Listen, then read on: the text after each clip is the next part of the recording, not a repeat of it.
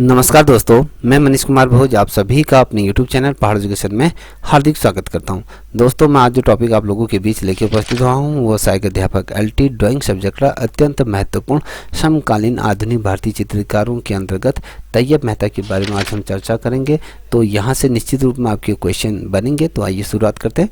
तैयब मेहता, देखिए तैयब मेहता की अगर जन्म की अगर बात करें तो ये 26 जुलाई 1925 को कपदंज जो आपके खेड़ा जो गुजरात के अंतर्गत आता है, तो यहाँ पर इनका जन्म जो हुआ था आपके गुजरात में इनका जन्म हुआ था। और जो इनकी मृत्यु हुई थी 2 जुलाई 2009 में मुंबई में इनका जन्म हुआ। देखिए 26 जुलाई के महीने में ही इनका जन्म, 26 जुलाई को इनके जन्म हुआ और 2 जुलाई को इनकी क्या हुई, मृत्यु हुई थी 2009 में। ठीक है, और मुंबई में इनके मृत्यु हुई थी। और इनका जो कार्य क्षेत्र रहा है वो चित्रकला के क्षेत्र में इनको जाना जाता है। देखिए अगर हम तैयब मेहता की अगर बात करें तो तैयब मेहता एक जाने माने भारतीय चित्रकार ये थे। और ये जो थे वो आपके जो प्रसिद्ध मुंबई आर्टिस्टों का जो ग्रुप था ना, मुंबई ग्रुप की अगर हम बात करें, प्रसिद्ध मुंबई प्रोग्रेसिव आर्टिस्ट ग्रुप के ये सदस्य थे। आपको ये पता होगा उस ग्रुप के टोटल जो मेंबर थे वो 6 थे, जिसमें से एक ये भी उसमें सम्मिलित थे। तो ये प्रसिद्ध मुंबई प्रोग्रेसिव आर्ट के क्या थे, ग्रुप के सदस्य थे। इस ग्रुप में जैसे कि बड़े बड़े नाम आपके सामने मैं रखने जा रहा हूँ, एफ एन सैजा और SH रज्जा और MF हुसैन जैसे महान कलाकार इसमें क्या थे, सम्मिलित थे। आपको बता दूं जैसे सैजा हो गया और ये रज्जा हो गया, बाद में इन्होंने इस ग्रुप को छोड़ दिया था क्योंकि ये पेरिस और लंदन ये चले गए थे। और बाद में MF हुसैन जैसे तैयब मेहता जैसे कुछ कलाकार रह गए थे। वे स्वतंत्रता के बाद की पीढ़ी के उन चित्रकारों में से थे जो राष्ट्रीयवादी बंगाल स्कूल ऑफ आर्ट की परंपरा से हटकर कुछ एक आधुनिक विधा में कार्य करना चाहते थे। देखिए आपको पता होगा जो यहाँ पर कहा गया है कि ये जो चित्रकार थे स्वतंत्रता के बाद की पीढ़ी के, वो चित्रकार स्वतंत्रता जब भारत स्वतंत्र हो गया था उस के बाद इन्हें जिस प्रकार से फ्रेम ये मिला, तो इसलिए कहा जाता है कि ये उसके पश्चात के कलाकार रहे। तो इन्होंने क्या करा आपको मैं बताऊं, जो बंगाल जो राष्ट्रवादी बंगाल स्कूल ऑफ आर्ट था ना, तो वहाँ पर जिस प्रकार से पाश्चात्य शैली के चीज़ें सिखाई जाती थी, तो ये जो थे उस लेगेसी से हटकर कुछ अलग नया ये अपने कार्य क्षेत्र में करना चाह रहे थे। तो वहाँ पर जिस प्रकार से उन्होंने स्वतंत्र चित्रांकन करना चाहा, पाश्चात्य शैली को जिस प्रकार से इन्होंने हास्य की दृष्टि पर रखा, क्योंकि पाश्चात्य शैली ने हमेशा यही कोशिश करी कि भारत की जो संस्कृति विरासत जो उसकी नौसंगी सौंदर्य है उससे हमेशा भारतीय चित्रकारों को हमेशा विमुख करना ये चाहा। समय समय पर उन लोगों ने भारतीय जो चित्रकला है उसकी क्रिटिसिज्म भी उनके द्वारा समय समय पर की गई, जिससे कि भारतीय चित्रकला कहीं ना कहीं हास्य की दृष्टि पर पहुंच गई थी। तो ये ऐसे चित्रकार थे जिन्होंने राष्ट्रीयवादी जो बंगाल स्कूल ऑफ आर्ट थी उसकी परंपरा से हटकर कुछ एक नया आधुनिक विधा पर इन्होंने कार्य करना ये चाहते थे। तो आप यहाँ पर देख पा रहे होंगे ये तैयब मेहता आप ये देख पा रहे होंगे। ठीक है, यही तैयब मेहता जी हैं। ठीक है, अब हम बात करेंगे इनके जीवन की अगर बात करें तो इनके जीवन के अंतिम क्षण में उनकी बनाई हुई पेंटिंग रिकॉर्ड कीमतों पर ये बिकी। देखिए जब इनकी मृत्यु हो गई थी, जो अंतिम दिन थे, अगर मैं कहूँ जीवन के अंतिम दिनों की अगर दशकों की अगर बात करें, तो इनकी पेंटिंगों ने बहुत बड़े बड़े रिकॉर्ड ये यहाँ पर बनाए। जिसमें उनकी मृत्यु के बाद एक पेंटिंग थी, पेंटिंग में सम्मिलित जब इनकी मृत्यु हो गई थी उसके बाद इनकी पेंटिंग बहुत ही करोड़ों रुपये में ये बिकी। जो था आपका साल था आपका अगर कहें 2014 का, वो साल आपका 17 करोड़ से भी ज़्यादा रुपए की ये इनकी कीमत में इनकी पेंटिंग बिकी। तो याद रखिएगा कोई भी चित्रकार, आपने देखा होगा जब कोई चित्रकार की डेथ हो जाती है, चाहे हम अमृता शेरगिल के बारे में भी अगर हम देखें, जब उनकी डेथ होगी तो उनकी पेंटिंगों को उससे पूरा उतना फ्रेम नहीं मिल पाया। और साथ ही राजा रवि वर्मा की बात करें तो ऐसे बहुत ढेर सारे चित्रकार हैं जिनकी पेंटिंगों की कीमत उनकी मृत्यु के पश्चात बहुत ही ज़्यादा आसमान ये छूने लगती हैं। ठीक है, उनमें से एक चित्रकार ये भी हैं जो साल था आपका 2014, माह था आपका दिसंबर। तो उस माह में क्या हुआ था, 17 करोड़ में इनकी क्या था, 70 करोड़ रुपये से भी ज़्यादा की कीमत में इनकी पेंटिंग बिकी थी। इससे पहले भी अगर हम बात करें तो इनकी एक पेंटिंग थी गर्ल इन लव करके वो थी, क्वेश्चन बनता है कि इसको थोड़ा सा ध्यान में लिखिए कि गर्ल इन लव ये पेंटिंग किसकी है पूछी जाती तो तैयब मेहता जी की ये पेंटिंग है। इस पेंटिंग के जब ये बिकी थी वो आपके 4.5 करोड़ रुपए में ये पेंटिंग उस समय इसकी कीमत थी, इतने रुपए में ये बिकी। और साल 2002 की अगर बात करूँ तो उनकी एक पेंटिंग सेलिब्रेशन लगभग अगर कहें तो 1.5 करोड़ में ये बिकी थी। तो इस प्रकार से याद रख लीजिए कि इनको अगर आप ये देख ले 2000 में सेलिब्रेशन नाम की एक पेंटिंग तो आपके 1.5 करोड़ में बिकी। उसके बाद आपके गर्ल इन लव करके पेंटिंग थी वो आपके 4.5 करोड़ रुपए में वो बिकी।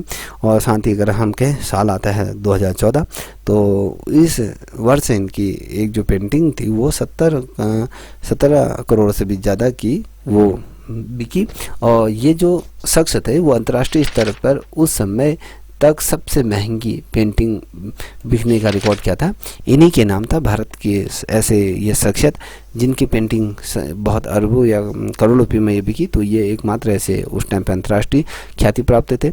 आज अगर हम देखें, आज भारतीय कला में सारी दुनिया की जो दिलचस्पी अगर हम देखें तो इस दिलचस्पी का सबसे बड़ा जो केंद्र रहा, आज देख पा रहे जितने भी लोग हैं ना भारत की कला पर, बेसिकली अगर देखो पाश्चात्य शैली के जितने भी कलाकार थे, जब ये भारत ब्रिटिश हुकूमत के अंदर था तब भी सभी का ध्यान भारत की तरफ था। यहाँ के नौसंगी सौंदर्य, यहाँ की संस्कृति, यहाँ पहनावा, यहाँ तीज त्यौहार जो भी थे उनको अपनी ओर आकर्षित करते हैं।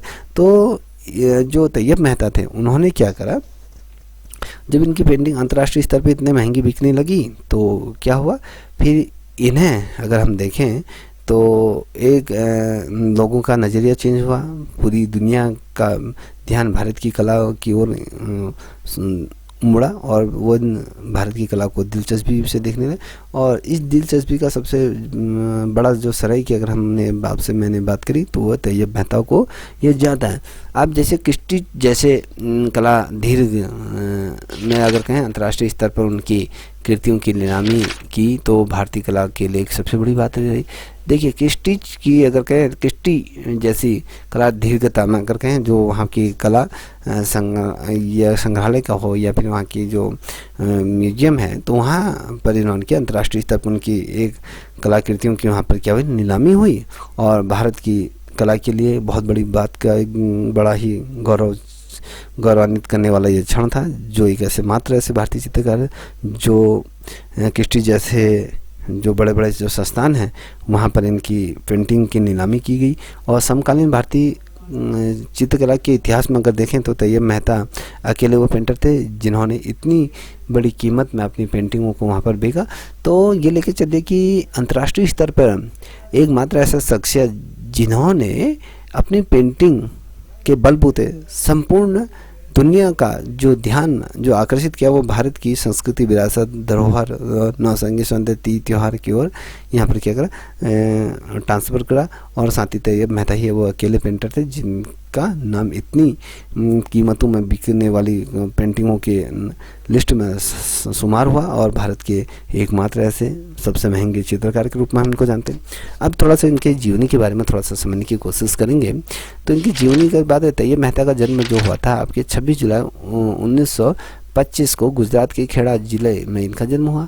और इनका जो पालन पोषण हुआ वो मुंबई के कवाड फोर्ड मार्केट में दादुवदी बोराहा समुदाय में इनका हुआ। और 1947 में उन्हें विभाजन के बाद हुए जो दंगे हुए थे, दंगों में मुंबई में मोहम्मद अली रोड पर एक व्यक्ति को पत्थर से जान से मारने के जो बहुत ही एक ऐसा हुआ, कहने का मतलब है कि जब दंगे हुए थे, भारत विभाजन जब हुआ तो उसमें बहुत बड़े दंगे हुए थे। तो वहाँ पर मुंबई में मोहम्मद अली रोड है, तो वहाँ पर एक व्यक्ति को पत्थर से उसकी जान से उसको मार दिया गया, उसका सर फाड़ दिया गया। तो ये जो दृश्य था, ये दृश्य जब इन्होंने देखा तो इस घटना से वो बहुत ज़्यादा अंदर से टूट गए और कहीं ना कहीं अपने आप को इस घटना के लिए प्रवाहित वो हुआ या उसको तैयार किया। तो और अब देखा जाए तो इस कंडीशन में इन्होंने अपने कामों की जो जो चीज़ें थी इस तरीके से इन्होंने मोड़ा, और इस घटना को उन्होंने इतना ज़्यादा, इस घटना से इतने ज़्यादा प्रभावित हुए कि उनके काम में इसकी झलक कहीं ना कहीं हमें देखने को मिले। तो कहीं ना कहीं ऐसे घटनाक्रम से इन्होंने अपनी पेंटिंगों में कहीं ना कहीं उसको एक आदर का भाव लेकर उनका चित्रांकन किया, जिससे कि वो समाज में इस प्रकार से मैसेज कन्वे कर सकते थे। तो ये तमाम चीज़ें इनके उसमें हमें देखने को मिली थी। ठीक है, जब हम बात करें तैयब मेहता ने प्रारंभ में कुछ समय मुंबई में बिताया और एक नामी जो फिल्म स्टूडियो था, तो वहाँ पर फ्रेम स्टूडियोज करके वो था, तो वहाँ पर लैब में क्या हुए थे, ये एडिटर का इन्होंने कार्य करा। बाद में इन्होंने क्या हुआ, बाद में उन्हें मुंबई के sir J school of art में इन्होंने दाखिला लिया और 1952 तक यहाँ से इन्होंने डिप्लोमा धारण किया। और उसके बाद ये प्रोग्रेसिव जो मुंबई का जो प्रोग्रेसिव आर्ट ग्रुप के सदस्य बने।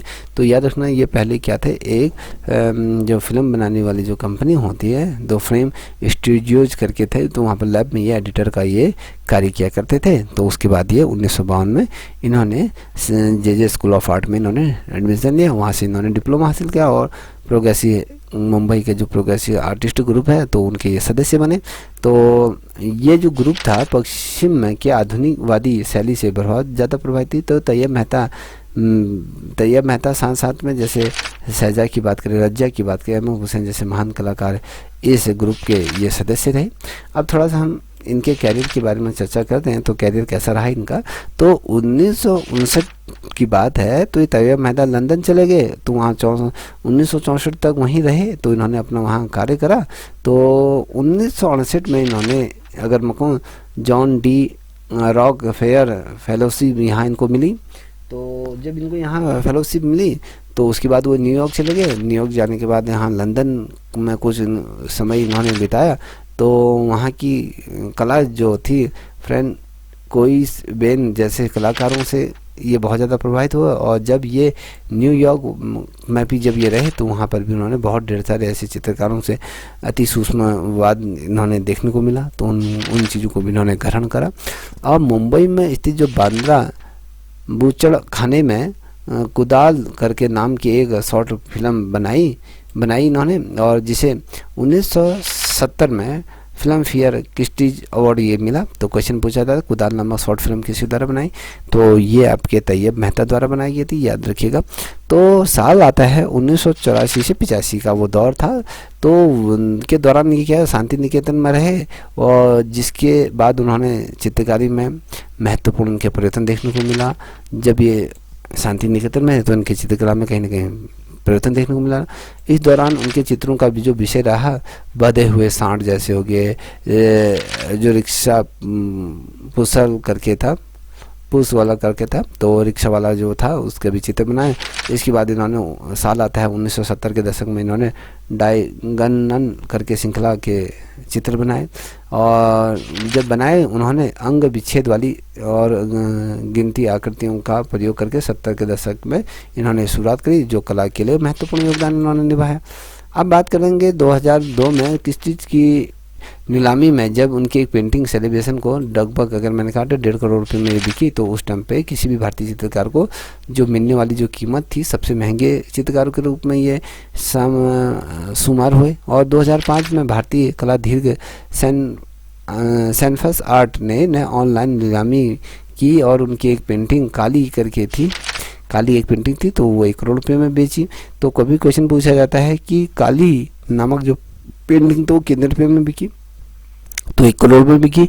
उसके बाद पूछा जाता है कि ये काली नामक पेंटिंग किसके द्वारा नीलाम की गई, तो कला दीर्घ सैनफस आर्ट थे, तो उन्होंने इसको नीलामी की, तो 1 करोड़ में बिकी। जून 2008 का वो साल था, क्रिस्टी ने एक नीलामी और की, उनकी एक पेंटिंग जो थी वो आपके 1 करोड़ में बिकी, और भारतीय रंजीत मालिक ने उसको खरीदा, मालिकिन कालीन ने उन्हें खरीदा।